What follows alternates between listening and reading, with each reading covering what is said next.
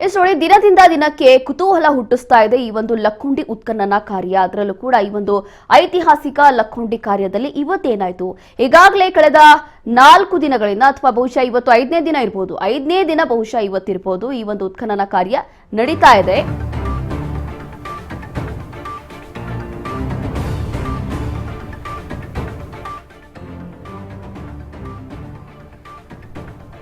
ಕೋಟೆ ವೀರಭದ್ರೇಶ್ವರ ದೇಗುಲ ಹತ್ತಿರದಲ್ಲಿ ನಡೆದಿರುವಂತಹ ಘಟನೆ. ಉತ್ಖನನ ವೇಳೆ ಬೃಹದಾಕಾರದ ಬಂಡೆ ಹಾಗೂ 35 ಜನ ಕಾರ್ಮಿಕರಿಂದ ನಡೀತಾ ಇರುವಂತಹ ಉತ್ಖನನ ಕಾರ್ಯ ಇದು.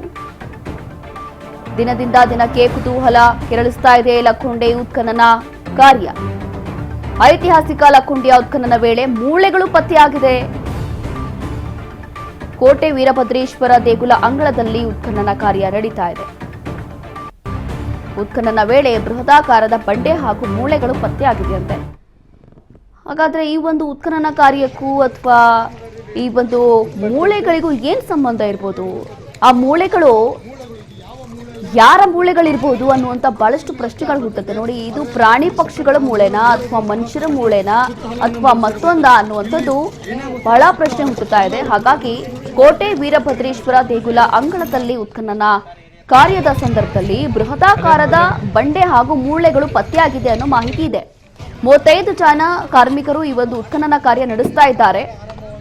ನೋಡಿ, ಇಲ್ಲಿ ಬಹಳಷ್ಟು ವಿಚಾರಗಳನ್ನ ಕುರಿತು ಅಂತಂದ್ರೆ ಪ್ರತಿದಿನ ಒಂದೊಂದು ವಸ್ತುಗಳು ಇಲ್ಲಿ ಪತ್ತೆ ಆಗ್ತಾ ಇದೆ.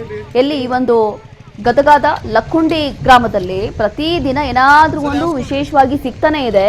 ಮೊನ್ನೆ ತಾನೇ ಇಲ್ಲಿ ಶಿವಲಿಂಗ ಪತ್ತೆ ಆಗಿತ್ತು, ಅದಾದ ನಂತರ ಒಂದು ಹಾವು ಪ್ರತ್ಯಕ್ಷ ಆಗಿತ್ತು, ಅದಾದ ನಂತರ ಒಂದು ಸಣ್ಣ ಪುಟ್ಟ ವಸ್ತುಗಳು ಕೂಡ ಇಲ್ಲಿ ಸಿಗ್ತಾ ಇತ್ತು. ಹಾಗಾಗಿ ಸರ್ಕಾರಕ್ಕೆ ಈಗಲೂ ಕೂಡ ಕ್ಲಾರಿಟಿ ಇಲ್ಲ ಇಲ್ಲಿ ಏನಿರ್ಬೋದು ಏನಿಲ್ಲ ಅಂತ ಹೇಳಿ.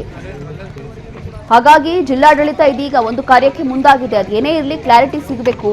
ಅಂದ್ರೆ ಎಷ್ಟು ಆಳದಲ್ಲಿ ಹೋದ್ರೆ ಇಲ್ಲಿ ಏನೆಲ್ಲ ಸಿಗಬಹುದು ಅಥವಾ ಏನೆಲ್ಲ ಇರಬಹುದು, ಇನ್ನು ಎಷ್ಟು ಆಳದಲ್ಲಿ ಇವ್ರು ಹೋಗ್ಬೇಕು ಅನ್ನುವಂಥದ್ದು ಈಗಲೂ ಕೂಡ ಸ್ಪಷ್ಟವಾಗಿ ಅವ್ರಿಗೆ ಕ್ಲಾರಿಟಿ ಇಲ್ಲ. ಹಾಗಾಗಿ ಈ ಒಂದು ಉತ್ಖನನ ಕಾರ್ಯವನ್ನ ಏನೋ ಮುಂದುವರಿಸ್ತಾ ಇದ್ದಾರೆ. ಮುಂದುವರಿಸುವಂತ ಸಂದರ್ಭದಲ್ಲಿ ಇಲ್ಲಿ ಮೂಳೆಗಳು ಪತ್ತೆಯಾಗಿದೆ ಅಂತಂದ್ರೆ ಇಲ್ಲಿ ಮೂಳೆಗಳು ಹೇಗೆ ಬಂತು ಅನ್ನುವಂಥ ಪ್ರಶ್ನೆ ಹುಟ್ಟುತ್ತಾ ಇದೆ.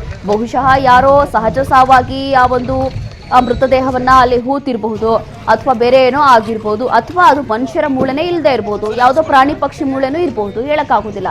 ಏನು ಅಂತೇಳಿ ಈಗ ಕ್ಲಾರಿಟಿ ಇಲ್ಲ. ಬಟ್ ಈ ಸದ್ಯಕ್ಕೆ ಈಗ ಸಿಕ್ಕಿರುವಂತಹ ಮೂಳೆಗಳೇನಿದೆಯಲ್ಲ ಅದನ್ನ ಮೊದಲನೇದಾಗಿ FSL ಕಳಿಸ್ತಾರೆ.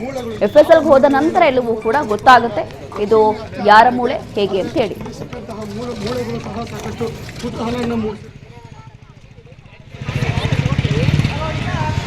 ಸರ್, ಯಾವ ಸ್ಕೂಲ್ ರೀ? ಬಂಡೆ ಕೂಡ ಕಾಣಿಸ್ಕೊಂಡಿದೆ.